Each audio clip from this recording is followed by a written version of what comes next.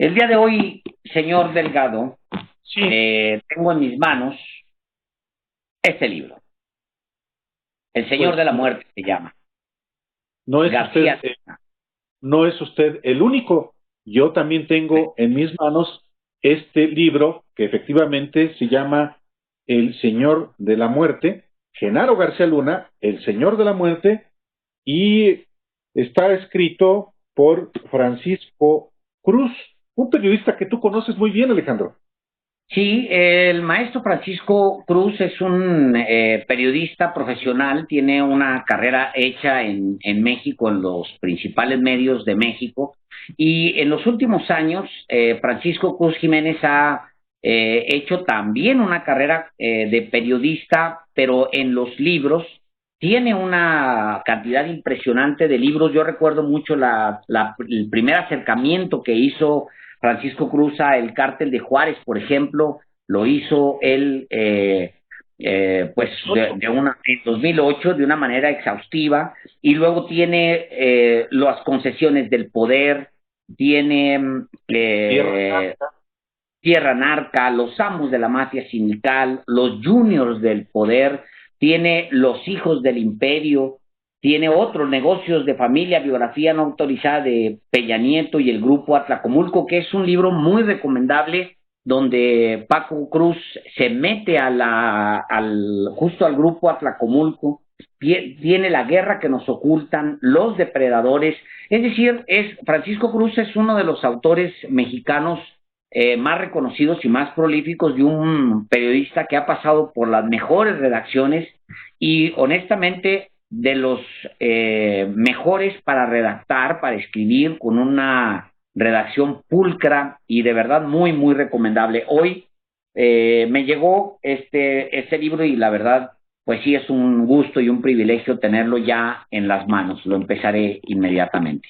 Bueno, no solamente tenemos ya físicamente el ejemplar García Luna, El Señor de la Muerte, sino también hemos invitado precisamente a su autor, a Francisco Cruz, a los periodistas, para pues que nos hable sobre este libro que editado por Planeta, que habla también de la niñez y la juventud de García Luna, así como pues los cabos sueltos que ha dejado la narración oficial, las calles que recorrió durante su juventud y los documentos que no fue posible suprimir. Le damos la bienvenida a Francisco Cruz.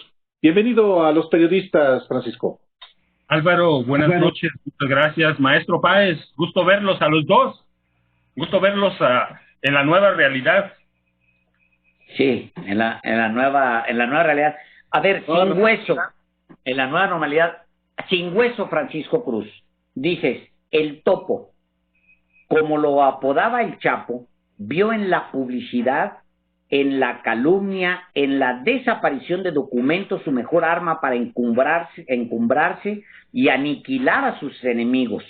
Colocó en áreas clave a su gente de confianza, que hoy todavía opera en células durmientes a la espera de instrucciones. Esta es la historia de un manipulador que no tuvo reparo en sacrificar a quien le estorbara. La historia del superpolicía que le vendió México al narco.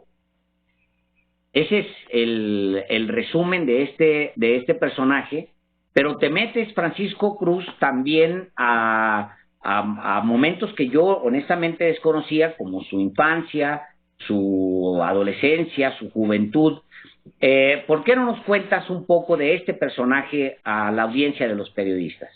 Sí, muchas gracias por la invitación. Les cuento, yo tengo, o el libro empieza con dudas que tengo. Me parece que Genaro García Luna es el personaje conocido más desconocido que hay en este país. Nadie lo conoce, lo conocemos a partir de su llegada al CISEN. Y para atrás es un hombre invisible, es un fantasma que no existe. La narración oficial que él se encargó de borrar, borró todo su pasado. Entonces me parece que había que iniciar en un lado. su nacimiento, cómo un personaje nacido en la pobreza extrema, puede encumbrarse tan alto. ¿Cómo le hizo? Y me parece que en el periodismo teníamos un pendiente, y tenemos muchos, ¿va? Pero era un pendiente conocer quién es y quién fue este hombre. Entonces nace con esas dudas, después de muchas alabanzas me generaba mucha preocupación, así que me acerqué a un grupo de exagentes de inteligencia que había conocido con el paso del tiempo y cuando estaba preparando Cártel de Juárez. Y uno de ellos me llevó primero a su acta de nacimiento y descubrí, después de eso, que su familia salió huyendo de Michoacán en los 60 y que por un año estuvieron escondidos ahí en la misma casa que sigue siendo de ellos ahora, escondidos sin salir, y que por eso lo registraron a él un año después, pero llegaron a vivir a una calle, en una colonia en 6 colonias que tienen como eje, a una colonia que se llama Romero Rubio, atrás justo de Lecumberri. Y en esa calle, Herón Proal, porque además viene publicada en el libro, en esa calle era conocida por la gente que vive allí como la canasta. ¿Por qué la llamaban la canasta? Que es muy importante, porque un grupo de agentes del servicio secreto que existía en el México Viejo, se juntaba allí y juntaban todos los botines que robaban, asaltaban, todo, y allí lo repartían en esa calle.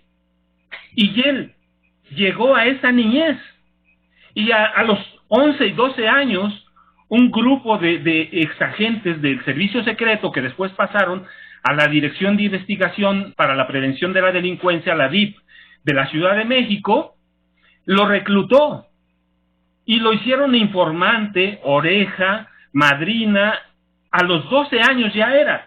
Entonces él iba a esas 6 colonias, en las 7, e iba identificando a las víctimas, a los comerciantes, sobre todo comerciantes o profesionales que iban a asaltar, que se iban a meter a robar a sus casas. Entonces, me parece que... Sí, te oigo, Álvaro. Origen destino.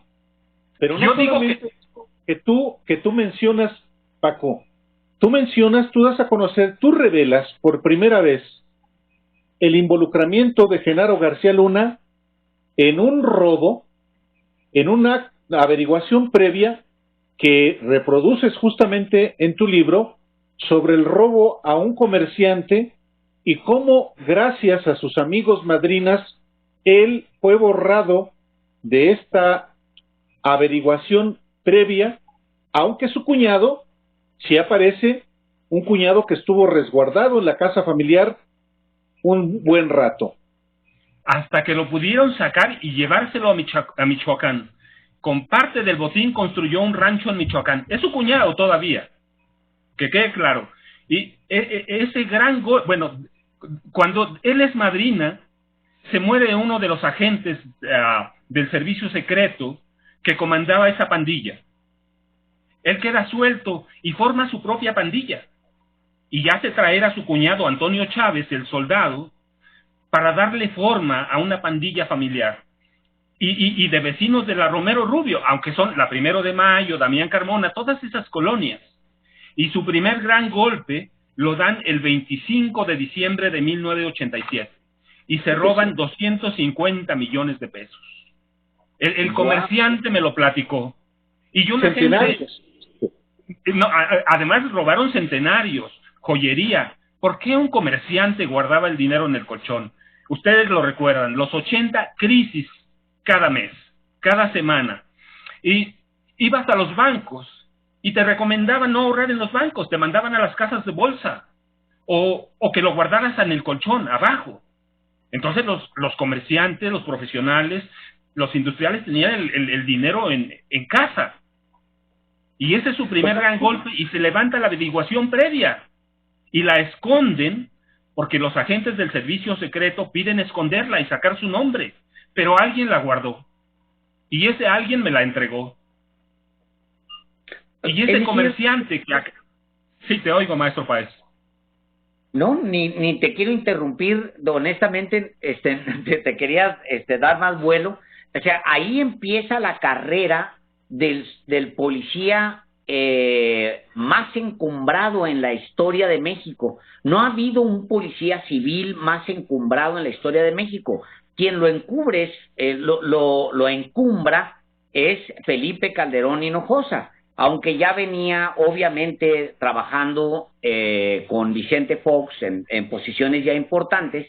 Quien lo lleva a esos niveles es Felipe Calderón Hinojosa, el que fuera presidente de México, y que ahora niega y que afirma que no sabía absolutamente nada.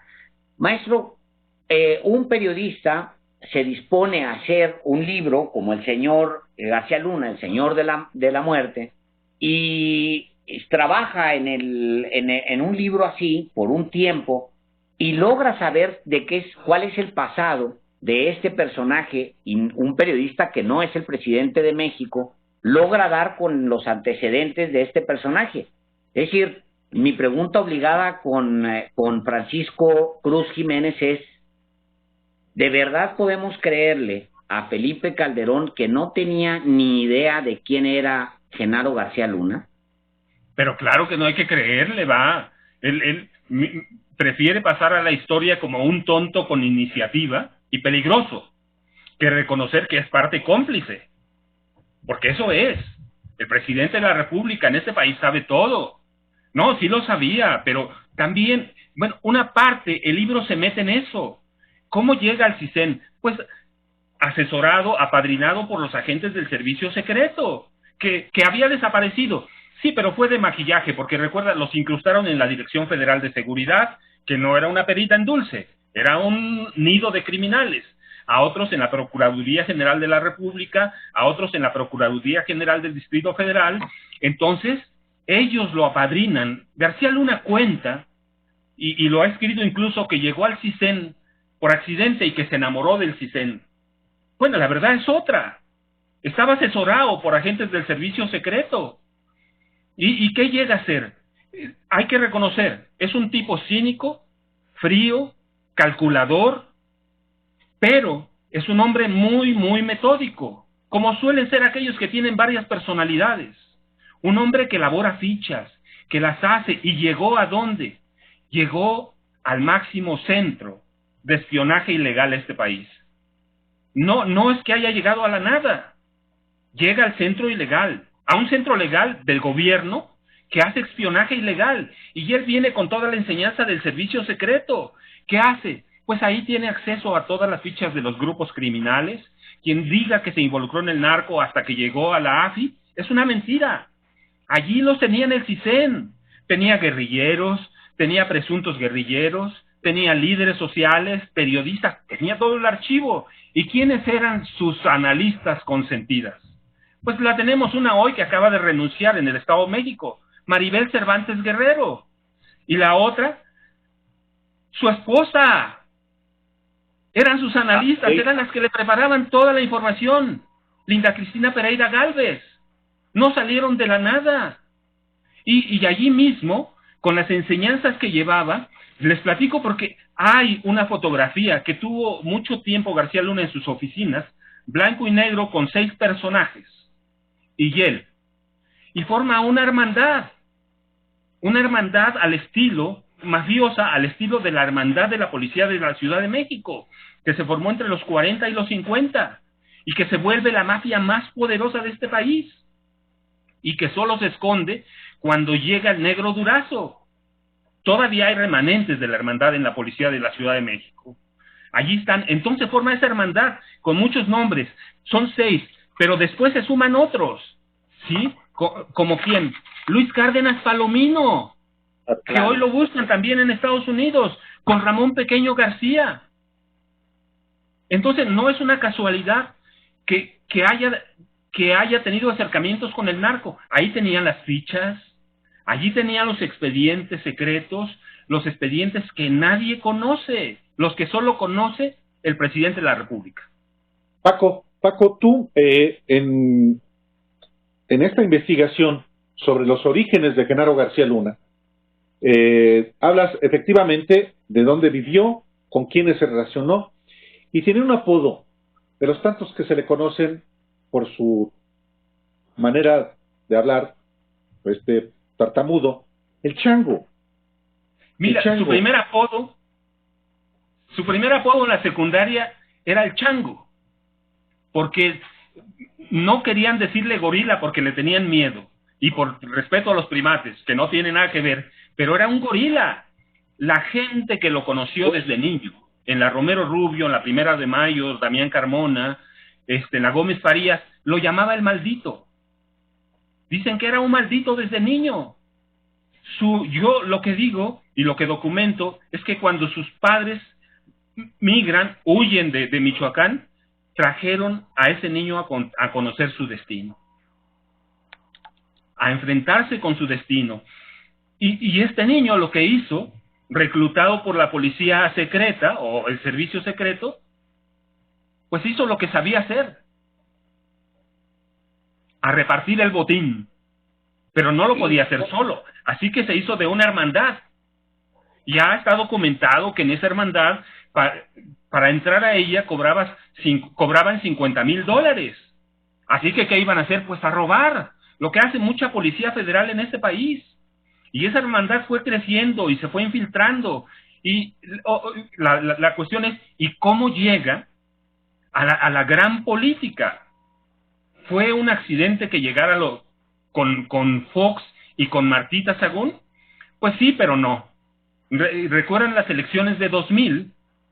García Luna y su equipo, incluido Wilfrido Robledo Madrid, el almirante ahora, en retiro, se la juegan con Francisco Labastida Ochoa, y la juegan todo. Cuando ganan, cuando gana Vicente Fox, reciben la orden de destruir todos los archivos secretos que había. Todo.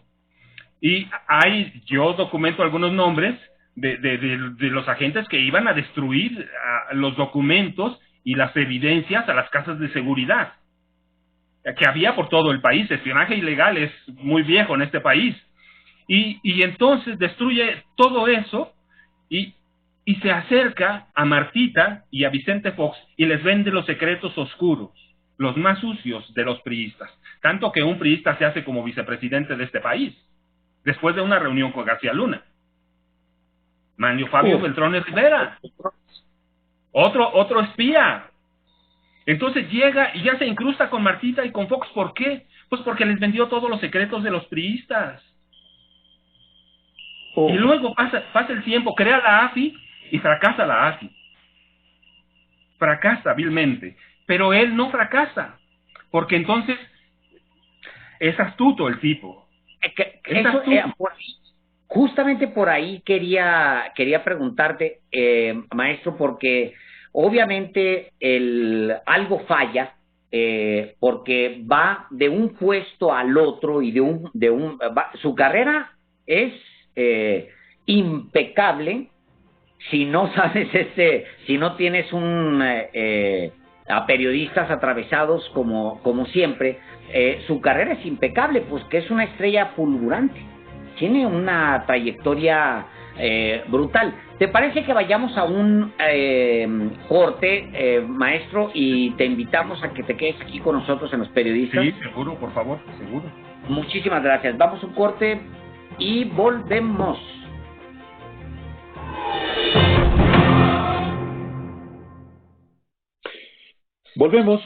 Volvemos a Los Periodistas. En efecto, usted está viendo García Luna, El Señor de la Muerte, este libro de Francisco Cruz, periodista, con quien estamos platicando y que pues narra la historia oculta de la formación de un criminal, del llamado de este personaje a quien en su niñez le decían el chango, que en realidad pues aludía al gorila por su crueldad, por su bestialidad, de acuerdo con la investigación de Francisco Cruz, a quien le damos una vez más la bienvenida a este espacio. Nunca, Paco, un secretario de Estado había sido encarcelado en Estados Unidos, un secretario de Estado de México, por supuesto. Pero tú exploras, y eso me parece a mí de enorme relevancia, entre otras cosas, los orígenes de Genaro García Luna. Es, pues sí, la formación, el proceso formativo de un personaje, un criminal, que sin embargo ocupó una enorme relevancia en dos gobiernos por lo menos. De hecho, en el segundo gobierno, me refiero en el gobierno de Calderón, él es clave para la toma de posesión de Felipe Calderón, de acuerdo con lo que tú también cuentas en tu libro. Recuerda, bueno, ese es el hilo de la historia también. ¿Por qué se hace tan poderoso? Cuando va a terminar el sexenio de Fox, él, astuto como es, descubre que Krill no tenía ningún futuro. Se acerca a los Calderón, a Margarita y a Felipe, y les vende los otros secretos. Y parte ciertamente de la Guerra Sucia se ha documentado, pero no se ha documentado cómo García Luna le entregó a Calderón y a Margarita parte de esos secretos oscuros, con lo que logran remontar un poco y después, claro, imponerse. Fue tan clave, recuerdan, que el 1 de diciembre de 2006, cuando Calderón hace su autotoma de posesión, el que toma el Congreso es García Luna. Comandó a un equipo de la Marina Armada de México para que tomaran el Congreso. 2,600 personas era más o menos, de la élite de la Marina. Así logra Felipe entrar por la puerta de atrás, autoimponerse o autocolocarse la banda presidencial y luego autoimponerse como presidente de la República. Entonces no es una casualidad que tenga tanto poder, además de que le conoce los secretos oscuros a Felipe, a Margarita. Él también fue clave para la toma de posesión, y los que le estorbaban en el camino se murieron o los mataron. Hay indicios de que Juan Camilo Muriño, en verdad, fue un atentado, y Santiago Vasconcelos también. ¿Por qué? Porque era un hombre que lo podía encarcelar. Todos los hombres que sabían cosas de García Luna, su pasado con el narco, y que lo podían documentar, o murieron, o están en la cárcel, o terminaron en la cárcel. Entonces, ese es el hilo. Por eso tanto poder, porque les conoce los secretos oscuros. Lo que documento y lo que también es abierto es que se apoderó de parte de los archivos del CISEN, de todos los de la AFI que los hizo, de todos los de la inteligencia de la Policía Federal, que incluyen 5 millones de fichas de policías activos e inactivos, de criminales, de delincuentes, de líderes sociales, de empresarios y sus pecados. O sea, él sabe todo de nosotros prácticamente. Recuerden que tenía acceso a la base de informes de Telmex, irrestricto. Lo tenía abierto. Aparte, todo lo que tenía en los archivos, en el búnker de Constituyentes y en Iztapalapa. Entonces, ¿cómo no iba a tener tanto poder? Ni siquiera, mira, lo que está probado, y lo platico bien en el libro, aparte de lo de Mourinho y lo de Vasconcelos, o sea, sí, lo que platico bien. ¿Recuerdan cuando cae el helicóptero que llevaba Ramón Martín Huerta al Moloya? ¿Sí? A él le tocaba supervisar el mantenimiento. Y los exagentes de inteligencia me platican que no llevaba combustible suficiente para subir a la altura que querían subir. Pero no solo eso, sino que Ramón Martín Huerta iba a una ceremonia al penal de Almoloya de Juárez, al de alta seguridad. Iba mucho antes de que cayera el helicóptero. Osiel Cárdenas Guillén ya sabía que el secretario de Seguridad no iba a llegar a la ceremonia, y se lo dijo a uno de los agentes de inteligencia que le tocaba custodiarlo ese día. Le dijo: no lo esperen porque no van a llegar. Y García Luna lo sabe. Entonces, se murió en un atentado, no lo investigaron por eso. Entonces, por eso es el Señor de la Muerte, por eso y por otras cosas, va. Entonces, pero nadie lo investigó. ¿Lo iba a investigar Fox? ¿Lo iba a investigar Martita si estaba protegiendo a los hijastros? Maestro, por eso hace falta. Te oigo, maestro Páez. antes de irnos al corte, y ya regresamos del corte, y usted no sabe lo que sufro yo con Álvaro Delgado aquí, me robó la pregunta que había hecho yo, pero la voy a volver a repetir, pues usted no sabe cómo se sufre con Álvaro Delgado, pero le repito la pregunta. Algo dice que como micrófono. Algo falla. Algo falla. Por supuesto que las instituciones son vulneradas cuando sucede algo así, que un personaje puede felizmente aventarse 12 años y más, pues brincando de posiciones, cada vez una mejor posición, hasta que casi se convierte en el vicepresidente de México, porque pues tiene en algún momento el poder de secretario de la Defensa Nacional o más. Es conocido los pleitos que tenían justamente porque un civil les daba órdenes, y todos los pleitos que hubo internos. Bueno, ¿qué es lo que falla o qué permite el ascenso de un personaje que, de acuerdo con todas las evidencias que hay ahora y que había antes, pueda crecer tanto, maestro? Bueno, mira, lo que falla es que yo digo que el sistema nació podrido. Cuando Miguel Alemán se corrompió y lo sustituye Ruiz Cortines sabía que andaba en el narco, sabía que era un corrupto, y le perdona todas sus pillerías. Y entonces cada presidente viene a perdonar al anterior y todas sus fechorías. Es un sistema que nació podrido de raíz. En el 46, cuando empiezan los presidentes civiles, y permite que haya Durazos Moreno.